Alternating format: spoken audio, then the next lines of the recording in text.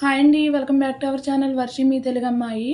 ఈరోజు వచ్చేసి నా స్టైల్లో మనం పడేసే బీరకాయ తొక్కుతో చట్నీ అయితే చేస్తున్నాను. కావాల్సినవి బీరకాయ తొక్కు, పచ్చిశనగపప్పు, వేరుశనగ గుళ్ళు, కొద్దిగా చింతపండు, 6 పచ్చిమిర్చి, 3 వెల్లుల్లి, అలాగే కొద్దిగా జీలకర్ర. ముందుగా అయితే నేను ఆయిల్ అయితే వేసుకుని పచ్చిమిర్చి అలాగే వెల్లుల్లి వేయించుకుని మిక్సీ జార్లో అయితే వేసేసుకున్నాను.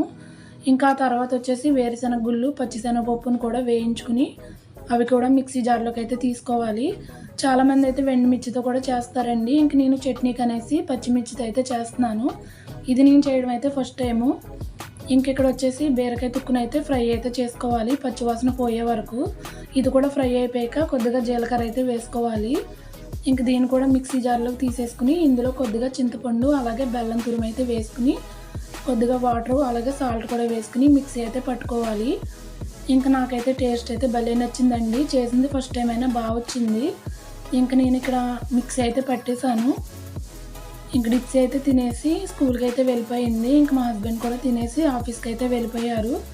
ఇప్పుడైతే నేనైతే తింటున్నానండి. టేస్ట్ అయితే నిజంగా ఎక్సలెంట్గా అయితే వచ్చింది. ఇదండి వీడియో కనుక నచ్చితే like and share, subscribe. Thank you for watching. Bye bye.